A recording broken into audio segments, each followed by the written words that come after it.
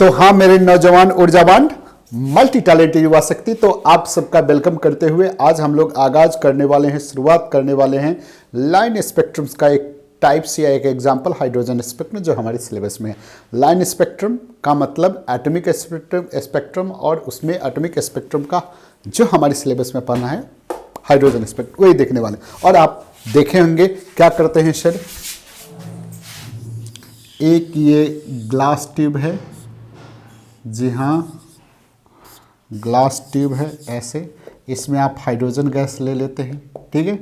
Low pressure पर H2 gas लेते हैं, किस पर, लो प्रेशर पर, ठीक है। और इससे आप इलेक्ट्रिक डिस्चार्ज पास करते हैं, क्या करते हैं, इलेक्ट्रिक डिस्चार्ज देते हैं, मतलब आप एनर्जी देते हैं। एनर्जी देते हैं तो क्या होगा सर, निश्चित रूप से H2H में टूटेगा एंड देन इसको एनर्जी सप्लाई होगा, एनर्जी सप्लाई होगा देन एक्साइटेड हो जाएगा, ठीक है। इससे बहुत सारे रेज निकलेगा, उसमें से आप एक को पास कराते हैं, एक ये स्लिट है, ये हेल्प क्या करेगा सर, चूँकि यहाँ चूँकि बहुत सारे रेज ऐसे ऐसे जाएगा, उसमें से आप एक रेज को आप इसमें से निकाल करके और ये प्रिज्म से आप इसको पास कराते हैं एंड देन इससे निकलने वाले को देखिए ऐसे, देन ऐसे, देन ऐसे, देन ऐसे, ठीक है। ये विजिबल रीजन में देखिए सर, विजिबल में VIB और रेड, ये 4 कलर नज़र आता है, ठीक है। विजिबल रीजन में आपको 4 कलर नज़र आ रहा है, कौन कौन, violet, indigo, blue and then red, ठीक है। तो ये विजिबल रीजन में, विजिबल रीजन में 4 कलर नज़र आया, लेकिन आपके आंख इसी 4 कलर को विजिबल रेंज वाले को ही पकड़ सकता है, ऊपर नीचे वाले को तो नहीं देख सकता है, ठीक है। लेकिन यदि आप स्पेक्ट्रोस्कोपी का मदद लेंगे और इससे आप इसको एनालिसिस करेंगे, जो कि वायलेट से नीचे वाले वेवलेंथ को भी के कारण जो स्पेक्ट्रम बनता है, लाइन बनता है, ठीक है, उसको ऑब्जर्व कर ले तो आपको यहाँ भी लाइनिंग नज़र आएगा और ऊपर भी नज़र आएगा, ठीक है। तो ऊपर वाले आपका इंफ्रारेड रीजन में होगा और नीचे वाले अल्ट्रा वायलेट रीजन में होगा, ठीक है। जब पूरे को एनालिसिस आप करते हैं तो आप देखते हैं कि इस टाइप का एक बहुत सारा लाइनिंग नज़र आता है, इस ढंग से जो नज़र आता है ये अल्ट्रा वायलेट रीजन में एक स्पेसिफिक पैटर्न का आपको लाइन नज़र आएगा, ठीक है। विजिबल रीजन में भी आपको एक स्पेसिफिक कलर लाइन नज़र आता है, ठीक है। और देन ऊपर अल्ट्रा वायलेट रीजन में भी एक स्पेसिफिक पैटर्न आपको नज़र आता है, ठीक है, जिसको साइंटिस्ट लोग अपने अपने हिसाब से अपने अपने नाम पर नाम रख लिए इस पैटर्न को, जिसको अल्ट्रा वायलेट रीजन में, ये आपका किधर है, विजिबल रीजन में, एंड देन ये सब आपको इंफ्रारेड रीजन में, ये इंफ्रारेड रीजन में बना, ठीक है। जिसमें से अल्ट्रा वायलेट रीजन में जो बना उसका लोग नाम रख दिया क्या चीज, Lyman series, Lyman series. Visible region में जो बना उसको बामर सीरीज, बामर सीरीज। बड़ी टैलेंटेड थे बामर साहब, हाँ यही थे, इन्हीं का खुरापात था ये सब। इसके बाद ये आपका हो गया पास्कन, पास्कन सीरीज, ये फिर Brackett, Brackett series and then ऐसे मान लीजिए यहाँ तक ये है एंड देन ये यहाँ तक ये बना पी फंड एंड देन सबसे लास्ट में ये हम प्रे सीरीज। तो आपको कितना, ये 4 किस्में पास्कन, ब्रैकेट, पी फंड और हेम्प्रे इंफ्रारेड रीजन में बना, मतलब इंफ्रारेड के वेवलेंथ के बराबर जो पैटर्न था, जो लाइन था, इंफ्रारेड जो वेव था, यहाँ जो पैटर्न नज़र आ रहा था, आँख से नज़र नहीं आ रहा था, मशीन से नज़र आ रहा था, तो उसके कारण जो वेवलेंथ वहाँ पैटर्न बना था उसका वेवलेंथ किसके बराबर था, इंफ्रारेड के बराबर था। और विजिबल रेंज में जो लाइन 4 कलर नज़र आया था उसके कारण जो स्पेक्ट्रम बना था या लाइन बना था उसका लाइन अपना नाम रख दिया क्या चीज, बामर। एंड देन इंफ्रारेड रीजन में जिसका वेवलेंथ इंफ्रारेड के बराबर था उसके कारण जो लाइनिंग नजर आता है उसका नाम रख दिया लाइमन सीरीज, ठीक है। तो ये सीरीज ये नाम है, जैसे आप किसी जगह का नाम रख देते हैं, ठीक है, क्या ये दिल्ली है, पटना है, फला एक जगह का नाम है, ठीक है, बस वही ये यहाँ लाइन है, लाइन है, ठीक है। यहाँ जो एक पैटर्न था, लाइनिंग था, जिसका वेवलेंथ अल्ट्रावायलेट के लाइन के बराबर, जिसका नाम रख दिया लाइमन, इसका जो विजुअल रेंज के बराबर जो आँख से 400 नैनोमीटर 700 नैनोमीटर के वेवलेंथ के बराबर जो लाइन था, उसका जो विजुअल रेंज के बराबर था, उसका नाम रख दिया Balmer series. And then infrared में 4 वैरायटी का अलग अलग टाइप का पैटर्न था, उस पैटर्न को अलग अलग साइंटिस्ट अपने अपने नाम पर रख लिया, बामर, क्या चीज, पास्कल, ब्रैकेट, फीफन, और सबका वेवलेंथ इंफ्रारेड के बराबर था। इंफ्रारेड में बहुत सारा रेंज होता है ना सर, लोअर वेवलेंथ का infrared, then higher, then middle, then तो उस टॉप, इस हिसाब से वो क्लासिफाइड था। That's why this is called. तो अब हम लोग देखने वाले हैं, क्या देखने वाले हैं कि ये जो बना डिफरेंट पैटर्न, डिफरेंट टाइप्स का स्पेक्ट्रम, आखिर what is the explanation of that. तो चलिए इसको मिटाते हैं।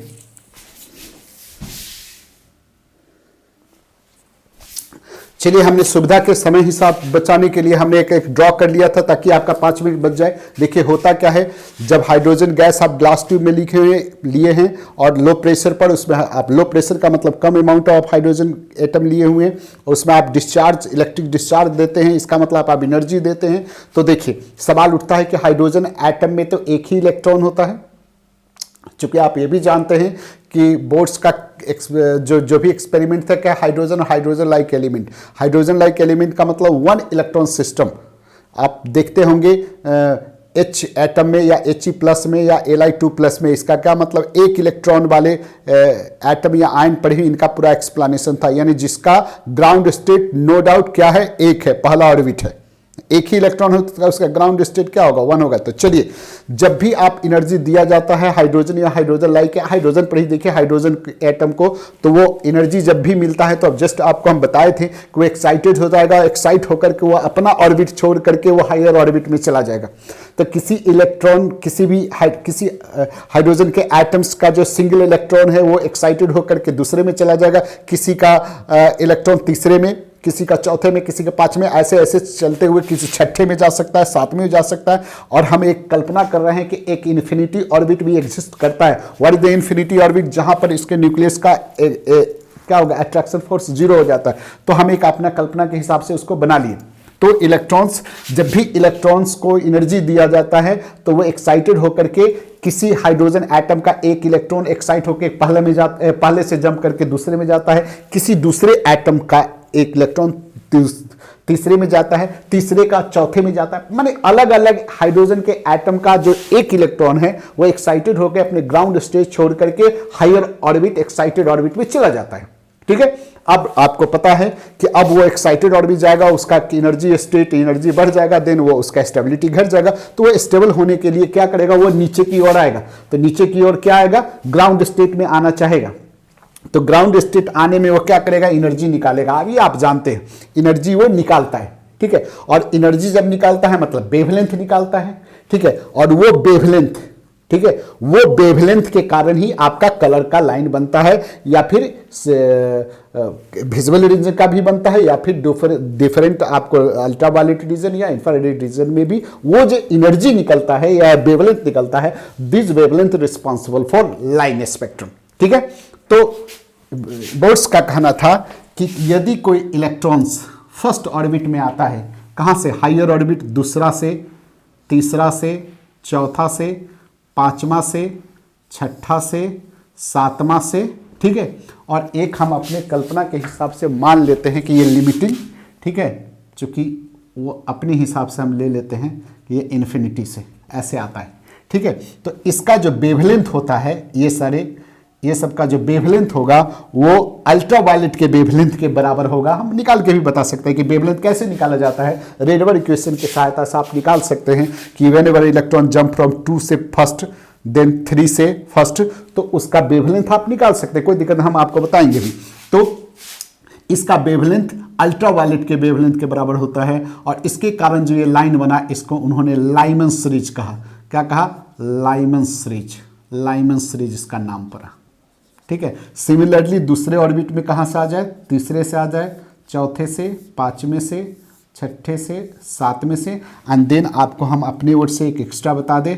क्या बता दें कि ये इन्फिनिटी से यदि आता है, जिसको लिमिटिंग लाइनिंग हम बता रहे हैं के आधार पर, तो इसको उन्होंने बाल्मर सीरीज क्यों कहा, नाम रखा बाल्मर सीरीज, ठीक है। और इस ये जो लाइनिंग है, ये जो लाइन नजर आ रहा है, ये लाइन का जो वेवलेंथ है वो विजिबल रेंज के बराबर था, ठीक है।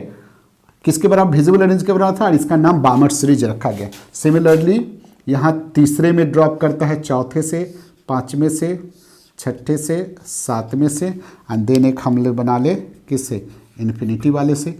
तो ये इसके बाद जो भी बना सबका इंफ्रारेड के बराबर था। क्या चीज़, इंफ्रारेड के बराबर वेवलेंथ था, और उसका नाम अलग अलग साइंटिस्ट अपने अपने हिसाब से रखा, जिसका पहला इसका नाम क्या है, पास्कन, पास्कन सीरीज। कहाँ, चौथे में। सिमिलरली देन पाँचवा में आए, कहाँ से, इससे, इससे, इससे, एंड देन एक इन्फिनिटी से। तो ये हो गया ब्रैकेट, ब्रैकेट। वैसे ही आप यहाँ आइए, एंड देन ऐसे। तो ये हो गया पी फंड, एंड सेम आ जाइए, और फिर ये ऐसे। तो ये हो गया क्या चीज़, हम्फ्रे, हम्फ्रे। यानी ये आप समझ गए कि लोअर एनर्जी स्टेट में, लोअर एनर्जी स्टेट में यानी ग्राउंड स्टेट में डायरेक्टली या फिर इनडायरेक्टली वन और मोर जंप से पहुंचता है, और इस जंपिंग के दौरान एनर्जी रेडिएट होता है, और एनर्जी रेडिएट होता है मतलब वेवलेंथ रेडिएट होता है। That wavelength responsible for different line, whether it line in visible region other, या फिर अल्ट्रावायलेट रीजन में हो या इंफ्रारेड रीजन में। अलग अलग लाइनिंग और अलग अलग पैटर्न्स को साइंटिस्ट लोग उसका अलग अलग नाम रखे। जैसे अल्ट्रावायलेट में बनने वाले को उन्होंने लाइमन सीरीज रखा, विजिबल रेंज में बनने वाले को बाल्मर रखा, और इंफ्रारेड रीजन में 4 वैरायटी का अलग अलग लाइनिंग और पैटर्न था, जिसको अलग अलग साइंटिस्ट अपने अपने हिसाब से नाम रखा, जिसका नाम क्या था, पास्कन, ब्रैकेट, पीफन एंड हम्फ्रे। तो सवाल ये उठता है कि यदि वो हाइट से लोअर में जंप करके आता है तो ये जो लाइन बनता है वो स्पेक्ट्रल लाइन जिसको बनते हैं कि how many spectral line is formed. ठीक है, तो कहता है कि चलिए इसको आप कॉपी कीजिए, देन आपको हम बताइए।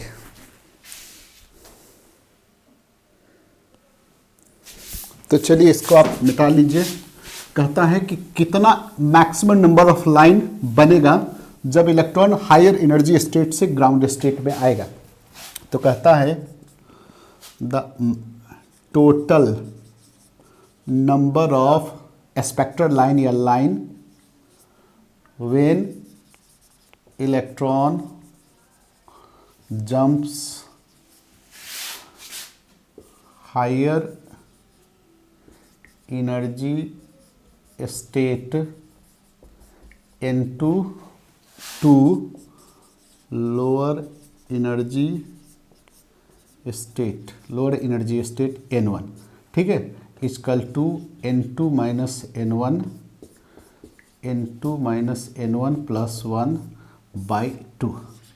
आप इसको भी यूज कर सकते हैं, या सिंपली आप कहता है कि यहाँ लोअर एनर्जी स्टेट तो सब में क्या है, ग्राउंड स्टेट, हाइड्रोजन या हाइड्रोजन लाइक है तो एक है, तो आप यहाँ इसके बदले n माइनस 1/2 भी कर सकते हैं, जिसमें n यहाँ क्या है, higher energy state, higher energy state, energy state. यहाँ ये अंडरस्टूड है कि लोअर एनर्जी स्टेट यहाँ 1 ऑलवेज होता है। ठीक है, तो आप इसको आप यूज कीजिए, या फिर ये सिंपल है, जैसे एग्जांपल आप कीजिए, how many number of spectral line formed when electron fall from 6 से आप पहला में कीजिए, या 4 से आप पहला में करके आप इसको आराम से बना सकते हैं।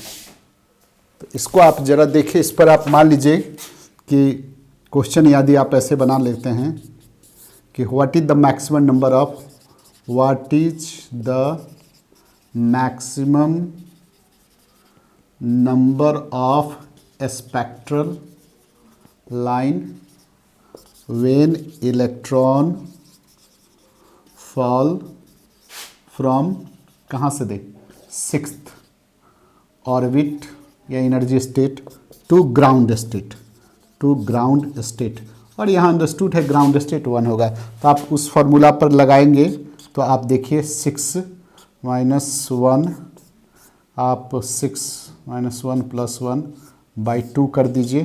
ठीक है, तो आपका कितना आ जाएगा, ये आपका आ जाएगा कितना, 15। इसमें भी आप बैठाएंगे तो अभी 15 आ जाएगा। वैसे ही यदि इस क्वेश्चन में यदि आप 4th से कर दीजिए, 4th to fourth to ground state यानी फर्स्ट ऑर्बिट कर दीजिए। तो यहाँ भी इस फार्मूला को यदि आप लगाइएगा तो 4 - 1 ऐसे ये लगाइए, चाहे इसमें सिंपल लगा दीजिए, ग्राउंड स्टेट 1 है। यदि इसमें आप लगा के देखते हैं तो क्या होगा, 4 - 1/2, तो यह हो गया कितना 12/2 यानी 6 स्पेक्ट्रल लाइन या 15 स्पेक्ट्रल लाइन बनता है। तो यहाँ देखिए कैसे बनता है, एक ये बात हो गया। तो ये जो मान लीजिए कि ये 15 लाइन बना छठा से पहला ऑर्बिट में, तो ये डिफरेंट रीजन में बना होगा, लाइमन में बना, बालमन में, पास्कल में बना होगा। तो नंबर ऑफ स्पेक्ट्रल, तो दो फार्मूला आप एक याद रखिए और दूसरा ये number of spectral line in particular series equal to n2 - n1, जहाँ n2 है हायर एनर्जी स्टेट और ये है लोअर एनर्जी स्टेट, जो कि आप जानते ही हैं क्या होगा, लाइमन के लिए n1 क्या होगा 1 हो जाएगा, बामर के लिए n1 क्या हो जाएगा 2 हो जाएगा, पास्कल के लिए तो आपका फार्मूला ये बन जाएगा, n1 क्या हो जाएगा 3 हो जाएगा, ब्रैकेट के लिए n1 क्या हो जाएगा 4 एंड पी फंड के लिए n1 क्या 5 एंड देन हम प्रे के लिए भी ऐसे ही ये n1 आपका क्या हो जाएगा 6 हो जाएगा। तो आप इस फार्मूला का भी यूज करते, तो चलिए देखते हैं, इसको कॉपी कर लिए होइएगा, कर लिए। तो देखिए जैसे हम इसको अप्लाई करें,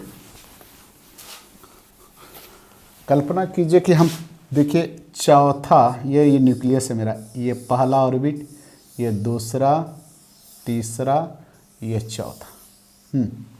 तो ये चौथा से यदि ये देखिए n इक्वल टू 1 2 3 4, तो ये हम यहाँ से ड्रॉप कराते हैं, यहाँ से ड्रॉप कराते हैं, यहाँ से ड्रॉप कराते हैं, ठीक है। लाइमन में कितना बना, देखिए ये लाइमन में बना होगा, ये बालमन में कहाँ से बना होगा, यहाँ से, ये 2, ये बामन में बना, पास्कल में 1 बना होगा, ये देखिए ये पास्कल में 1, यही बना होगा ना। हम यहाँ लिमिटिंग इन्फिनिटी वाला नहीं ले रहे हैं। तो देखिए यहाँ कितना बना, देखिए फोटो मिला करके देखिए 4 बना कि नहीं बना। यदि इसमें यदि हम बैठा लेते हैं क्या, तो लाइमन में फोर्थ वाले का हम दिखा रहे हैं, फोर्थ टू फर्स्ट ऑर्बिट वाले में यदि ड्रॉप करता है तो उसके वेट में देखिए, फर्स्ट ऑर्बिट में यदि बनता है तो 6, आप कैलकुलेशन करके ना 6 स्पेक्ट्रल लाइन बनता है। फोटो में देख लिए हम लोग 6 स्पेक्ट्रल लाइन, लाइमन में कितना 3, बामर में 2 और पास्कल में 1, इसी से 6 बना है। चलिए कैलकुलेशन से मिला कर देखते हैं। लाइमन सीरीज में देखिए कितना है, ये n2 - n1, लाइमन में इतना बनेगा, n2 यहाँ कितना है 4 - 1 कितना आया 3, देखिए 3 लाइन होगा, देखिए 3 लाइन है इसमें।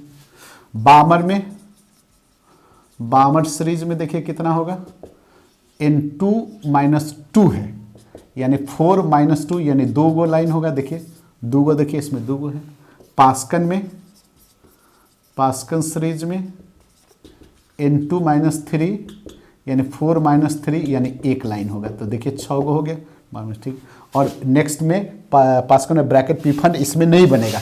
वैसे ही छठा से पहला में आप ड्रॉप करके कीजिएगा तो 15 लाइन होगा, ऐसे ही आप मिला करके देखिएगा तो 15 अलग अलग रीजन में बनेगा, जिसको आप इस फार्मूला को अप्लाई करके निकाल सकते हैं कि यदि 15 बना, कब, जब 6 से फर्स्ट ऑर्बिट में आया तो 15 लाइन बना, तो 15 लाइन में लाइमन में कितना बना, लाइमन में कितना बनेगा 6 से 5 लाइन बनेगा, बामन में कितना बनेगा 4 बनेगा, वैसे ही आप उसमें भी निकाल सकते हैं। तो this is very important for आप इसको निकालने में। तो नेक्स्ट हम लोग करने वाले हैं कि यदि लोअर से हायर एनर्जी स्टेट में इलेक्ट्रॉन ड्रॉप करता है तो एनर्जी निकालता है, जस्ट अब बताया, एनर्जी निकालता है मतलब उसका वेवलेंथ निकालता है, निश्चित एनर्जी फिक्स एनर्जी है मतलब उसका फिक्स वेवलेंथ है, and this wavelength responsible for line spectrum in different region, आप जान रहे हैं। तो हम लोग उसका वेवलेंथ कैसे निकालेंगे, तो वो निकालेंगे by help of Rydberg equation. Balmer ने अपने सीरीज में कुछ बताया था कि 1/λ equal to RH equal to 1/2 square minus 1/n2 का स्क्वायर, ऐसा कुछ बताया था। लेकिन रेडवर्ड ने उसको क्या किया, पूरे ब्रॉड सेंस में उसको निकाला कि कैसे हम लोग किसी भी रीजन का क्या कर सकते हैं, वेवलेंथ कैसे निकाल सकते हैं। तो नेक्स्ट हम लोग देखेंगे कि रेडवर्ड इक्वेशन क्या है इसका, ठीक है।